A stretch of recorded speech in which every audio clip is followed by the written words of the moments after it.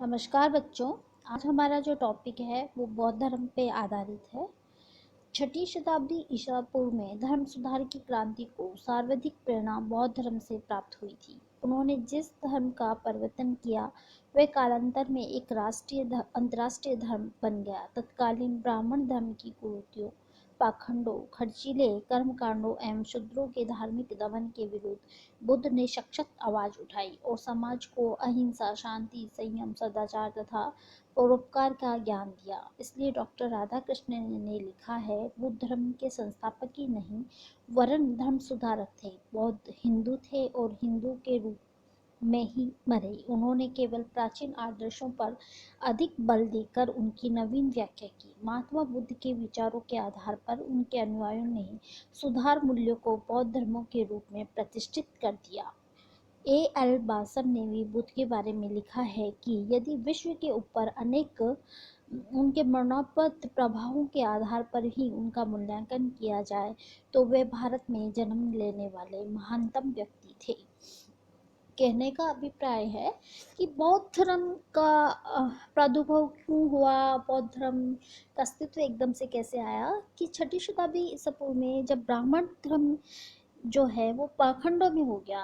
ब्राह्मणों का समाज में एक सम्मानजनक स्थान था। ब्राह्मणों से लोग अभिप्राय धार्मिक कर्मकांडों से डरते भी थे। वो ये कहते थे कि जो ब्राह्मण कहते हैं, ब्राह्मणों की जो उत्पत्ति है वो ये बताया गया है कि ईश्वर के मुख से हुई है, यानी जो ब्राह्मण ने कह दिया वही सत्य है। इस आधार को मानते हुए जब ब्राह्मणों ने धार्मिक कर्मकांड बढ़ा दिए कि आप ये नहीं करोगे तो ये मोक्ष नहीं होगा, आपको ये यज्ञ करना पड़ेगा, इस प्रकार की बातें जब होने लगी तब महात्मा बुद्ध ने इन पाखंडों का विरोध किया। महात्मा बुद्ध कोई ईश्वर नहीं थे, एक अवतार ही थे। उन्होंने उन जो पाखंड धार्मिक कर्म कांड थे उनका विरोध किया और उस विरोध के रूप में एक धर्म का उद्भव हुआ, उसे बौद्ध धर्म कहा गया। तो आज हम पढ़ते हैं कि भाई महात्मा बुद्ध कौन थे, उनकी शिक्षाएं क्या थी, इसके बारे में पढ़ते हैं। तो महात्मा जो बुद्ध थे उनका जन्म 563 ईसा पूर्व में साक्य गणराज्य की राजधानी कपिलवस्तु के पास लुम्बिनी वर्तमान रुमिनदई वन में हुआ। बुद्ध के पिता शोधोधन शाकाही गणराज्य कपिलवस्तु के शासक थे। बुद्ध की माता महामाया कपिलवस्तु से अपने पिता के घर जा रही थी, तभी रास्ते में बुद्ध का जन्म हुआ था, जहाँ पश्चात काल में अशोक ने एक स्तंभ का भी निर्माण कराया और उस पर साक्य मुनि के जन्म को उत्कीर्ण करवाया। बुद्ध के बचपन का नाम सिद्धार्थ था। साकेय लोग गौतम गोत्र के थे, इसलिए सिद्धार्थ को गौतम भी कहा जाता है। गौतम के जन्म के 7वें दिन ही उनकी माता माया का देहांत हो गया, अतः उनका पालन पोषण उनकी मौसी एवं वी माता महाप्रजापति ने किया। ऐसा कहा जाता है कि सिद्धार्थ आरंभ से ही चिंतनशील थे। फिर ऐसी अवस्था में एक ज्योतिष की भविष्यवाणी ने कहा कि ये बच्चा दिग्विजय सम्राट अथवा महान सन्यासी के रूप में पूर्ण ज्ञानी अर्थात बुद्ध बनेगा। जैसे विचार से प्रेरित शुद्धोधन ने अपने पुत्र को वैराग्य से बचाने और अत्यधिक सुख सुविधाओं को देने की ओर उन्मुक्त किया। बाल्यकाल में सिद्धार्थ को विश्वामित्र, राम, धज्ज, लखन, मंथी, सूया, मुह, सुदत आदि भट्ट ब्राह्मण गुरुओं से शिक्षा प्राप्त हुई। सिद्धार्थ वेदांग, व्याकरण, निरुक्त इत्यादि पाठ्य विषयों के साथ साथ राजनीति और युद्ध कला में भी पारंगत बन गए। अपनी 16 वर्ष की उम्र में राम ग्राम के कोलेगण की राजकुमारी यशोधरा को तीर धनुष की प्रतिभा का प्रमाण देकर स्वयं वर द्वारा विवाह किया। इसके पश्चात भी सिद्धार्थ को संसार के दुख का चिंतन निरंतर कोसता रहा, किंतु 12 वर्ष उन्होंने गृहस्थ जीवन में व्यतीत किए। तो आप देखिए कि कोई महात्मा बुद्ध कोई ईश्वरीय अवतारी ना होके एक साधारण मनुष्य थे, लेकिन वो आरंभ से ही चिंतनशील थे। उनके पिता ये चाहते थे कि उनमें वैराग्य जीवन उत्पन्न ना हो, इसके लिए उनकी शादी भी उनसे जल्दी हो गई और उन्हें वो सुख सुविधाएं राज सी ठाट बाट उन्होंने दिया, फिर भी उनका संसार की जो ये जीवन था उसमें उनका कोई मोह नहीं था। फिर हम एक घटना पढ़ते हैं कि महाभिनिष्क्रमण क्या होता है। ये महाभिनिष्क्रमण तो बौद्ध ग्रंथों से पता चलता है कि सिद्धार्थ को विभिन्न अवसरों पर बाहर आते जाते वृद्ध पुरुष, एक रोगी, एक मृतक और एक सन्यासी के दर्शन हुए। इन दर्शों ने सिद्धार्थ के चिंतन को और अधिक बढ़ा दिया। उन्हें लगा कि ये शरीर, यौवन तथा सांसारिक सुख क्षणिक है तथा संसार दुखों का घर है, अतः महान सुख की अनुभूति स्वयं एवं संसार को किस प्रकार हो। ये चिंतन सिद्धार्थ की मानसिक प्रक्रिया बन गया। इस काल में उनके एक पुत्र राहुल अर्थात बंधन उत्पन्न हुआ। पुत्र का जन्म का समाचार सुनकर सिद्धार्थ ने कहा, आज मेरे बंधन की श्रृंखला में एक कड़ी और जुड़ गई। यद्यपि उन्हें सभी सुख प्राप्त थे, फिर भी शांति नहीं। अतः एक रात वे राहुल एवं यशोधरा को सोता छोड़कर ज्ञान की खोज में निकल पड़े। सिद्धार्थ द्वारा इस कार्य को बौद्ध धर्म में महाभिनिष्क्रमण कहा जाता है। इस समय उनकी आयु 29 वर्ष की थी। तो बच्चों, कई बार एग्ज़ाम में आता है, आपके परीक्षाओं में नहीं, जो प्रतिभा की परीक्षा है प्रतियोगी, उसमें भी बहुत सारा बार प्रश्न पूछ लिया जाता है। महाविनिष्क्रमण से आप क्या समझते हैं या धर्मचक्र प्रवर्तन क्या है, कुछ प्रश्न हैं जो कई बार आते हैं। तो बौद्ध धर्म में यहाँ अभी उनका नाम कहीं भी बुद्ध नहीं आया है। सिद्धार्थ से आप परिचित हैं, यानी सिद्धार्थ और बुद्ध एक ही है। अब उन्हें बुद्ध कब कहा गया ये आप आगे पढ़ेंगे कि सिद्धार्थ द्वारा अपने पुत्र यानी राहुल और यशोधरा को सोते हुए छोड़कर जब वो चले गए घर से, उस घटना को बौद्ध धर्म में क्या कहा है, महाविनिष्क्रमण कहा है। प्रोफेसर कौसाम्बी के अनुसार इस गृह त्याग का एक राजनीतिक कारण भी था। शाक्यों के समीप ही कोलियों का जनपद था। इन दोनों जनपदों के मध्य रोहिणी नदी के जल विवाद के कारण इनमें झगड़ा रहता था। सिद्धार्थ इस पारस्परिक शत्रुता से अप्रसन्न थे। जब कोलियों पर आक्रमण का उत्तरदायित्व सिद्धार्थ को सौंपा गया तो उन्होंने नेतृत्व से इनकार कर दिया, किंतु बाद में ये सोचकर कि संभवतः उनके इस कृत्य से उसके पिता रुष्ट होकर उन्हें राज्य से निष्कासित कर देंगे, अतः उन्होंने स्वयं ही घर छोड़ दिया। किंतु प्रोफेसर कौसाम्बी का ये जो कारण है वो तर्कसंगत नहीं लगता। गढ़ छोड़ने के पश्चात कोली जनपद की भूमि पार कर सिद्धार्थ आधुनिक गोरखपुर के समीप ओनमा नदी के तट पर आए, जहां नदी पार करने के पश्चात सारथी छंदक को रथ पुणे ले जाने को कहा। अपने अमूल्य राष्ट्रीय वस्त्र उतारकर सारथी को दे दिए, एक पीला वस्त्र धारण कर ज्ञान की खोज में अकेले चल पड़े। यहाँ पर आपको सारथी का नाम याद करना है, क्या है, छंदक, और जगह कौन सी है, गोरखपुर के समीप ओनमा नदी।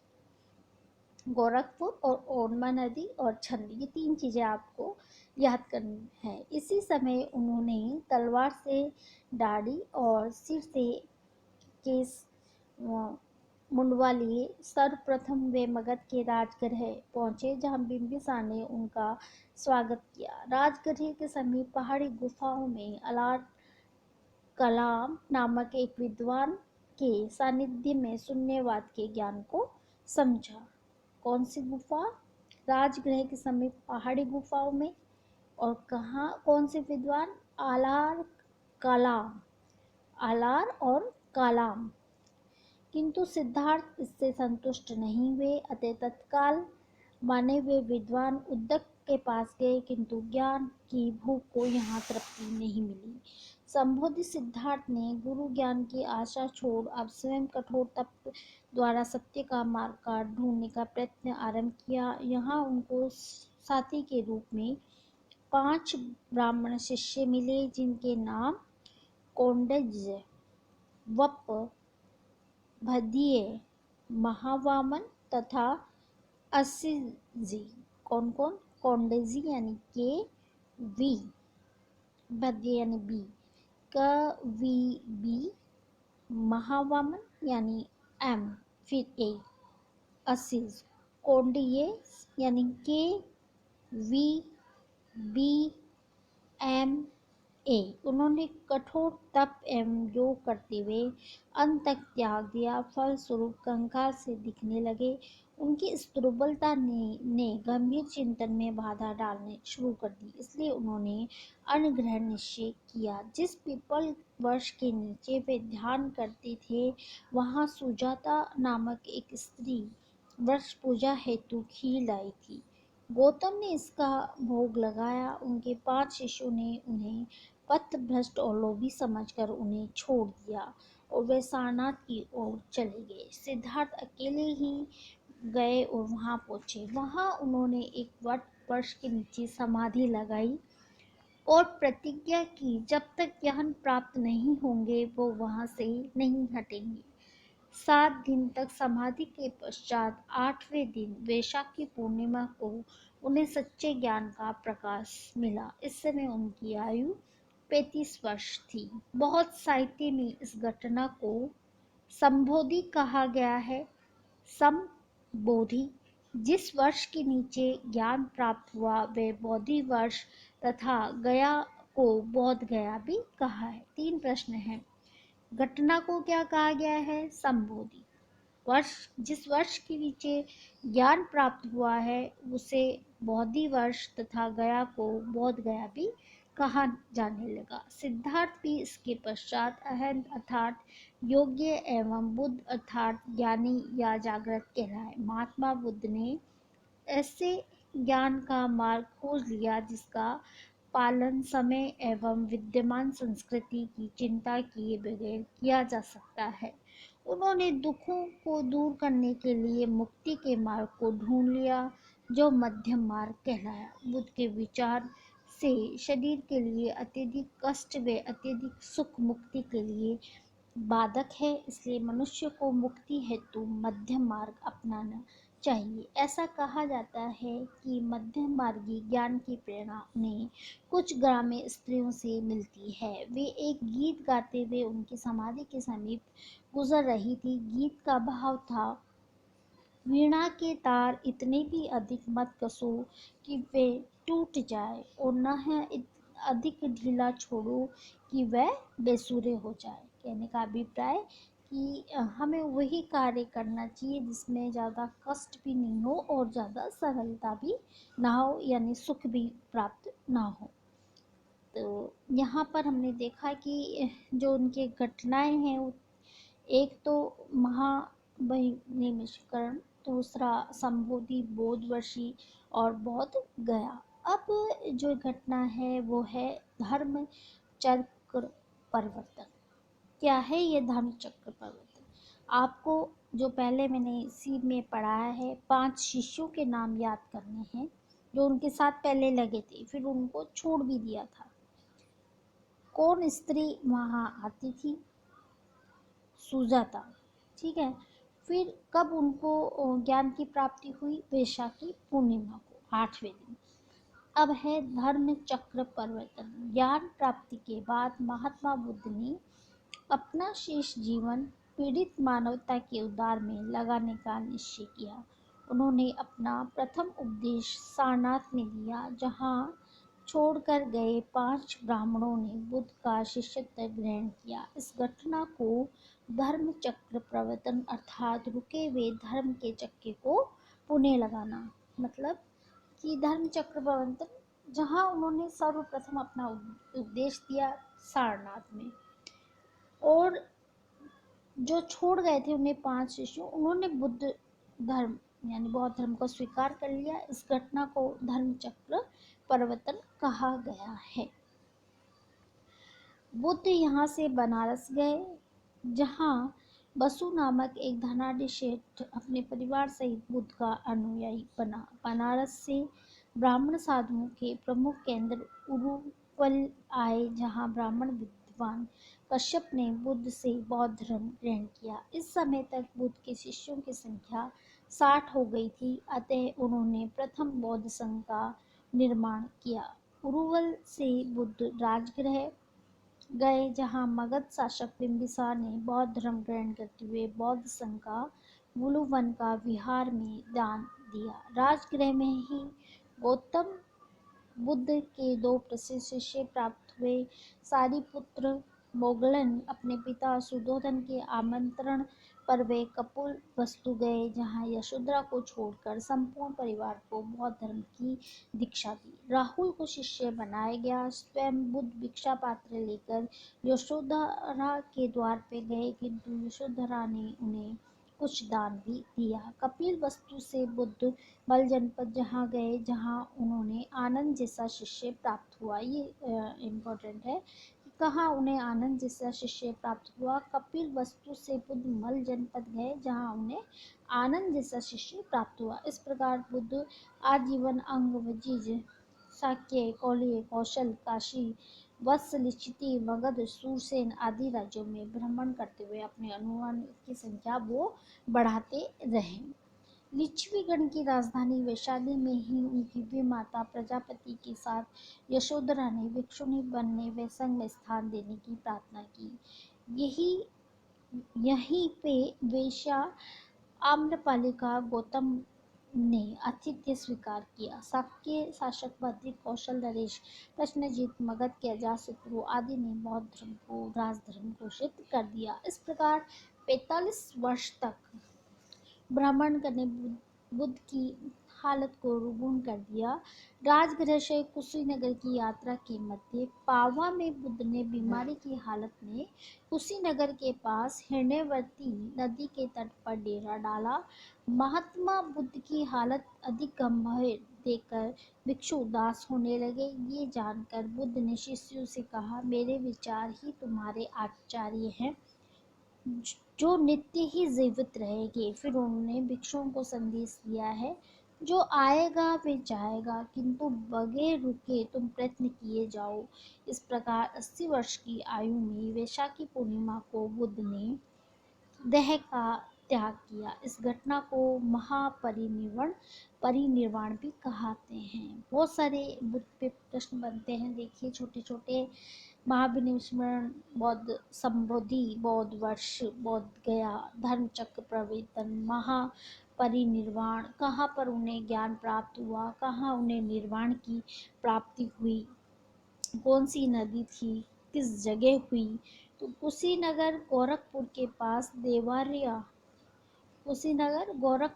पास देवरिया जिले में राम सांभर सरोवर के किनारे बुद्ध की दाह क्रिया हुई। कुशीनगर गोरखपुर के पास देवरिया जिले में राम सांभर सरोवर के किनारे बुद्ध की दाह, जहाँ आज भी स्तूप निर्मित है, उनकी भस्म 8 राज्य के शासकों में बांटी गई, जिन्होंने उसे भस्म पात्र पर 8 स्तूपों का निर्माण करवाया। परिनिर्वाण के स्थान पर बुद्ध की एक विशाल मूर्ति बन गई। गौतम बुद्ध के जीवन काल में ही पूर्वी भारत का एक विशाल भाग एवं पश्चिमी भारत का कुछ अंश बौद्ध धर्म के प्रभाव से प्रभावित हो चुका था। कई राज्यों ने बौद्ध धर्म को राजधर्म घोषित किया। इसके फलस्वरूप बौद्ध धर्म जन्म के साथ फलने लगा। तो बच्चों, आपने यहाँ पे पढ़ा कि महात्मा बुद्ध कौन थे, किस प्रकार उनकी शिक्षा प्राप्त हुई, किस प्रकार वो घर से बाहर निकले, कौन कौन उनको मिला, उन्होंने किस प्रकार उपदेश दिए, फिर उन्हें निर्वाण की प्राप्ति कैसे हुई। अगले व्याख्यान में हम पढ़ेंगे बौद्ध धर्म की जो शिक्षाएं हैं वो क्या है, बौद्ध धर्म की शिक्षाएं का मार्ग क्या है। जैसा कि पिछले व्याख्यान में इसी व्याख्यान में हमने देखा कि बुद्ध ने जब अपने शरीर को बहुत ज़्यादा कष्ट दिया तो उन्हें महसूस हुआ इस चीज़ को कि हमें मध्यम मार्ग अपनाना चाहिए। कहने का मतलब ये है कि ना तो शरीर को ज़्यादा कष्ट दो, ना ही शरीर को सुखमय बनाओ। उन्होंने इसका ज्ञान की प्राप्ति, अगर आपने व्याख्यान ध्यान से सुना हो तो उसमें ये भी कहा कि कुछ स्त्रियां गीत गाती हुई ये कह रही थी, उसका भाव ये था कि वीणा की तार ना तो ज़्यादा कसो कि वो चल ना पाए, टूट जाए वो, और ना ही उनको ढीले छोड़ो ताकि वो बेसुरे ना हो। कहने का मतलब उन्होंने मध्यम मार्ग को अपनाया ताकि जीवन में सरलता बनी रहे। तो यहाँ पर जो बुद्ध है वो भी देखा आपने कि ये कोई ईश्वरीय अवतार न होकर एक साधारण मनुष्य जिन्होंने अपनी शिक्षाओं से एक देवत्य स्थान प्राप्त कर लिया। और उस समय जब ब्राह्मण धर्म पाखंड कर्म कांडों से भर गया था तो उसका विरोध करने के लिए उन्होंने ये सिद्धांत अपनाए थे, जिनका आज भी प्रामाणिक है और आज भी लोग इनको बहुत मानते हैं। उस समय के कई राजाओं ने, जैसे कि आपने देखा कि मगध के राजा बिंबिसार, राजा शत्रु, इन्होंने बौद्ध धर्म को राज धर्म तक भी घोषित कर दिया। तो इस चीज को ये कि उस समय बौद्ध धर्म का प्रभाव कितना अधिक था। तो हम आगे की पढ़ेंगे बौद्ध धर्म की शिक्षाएं। धन्यवाद।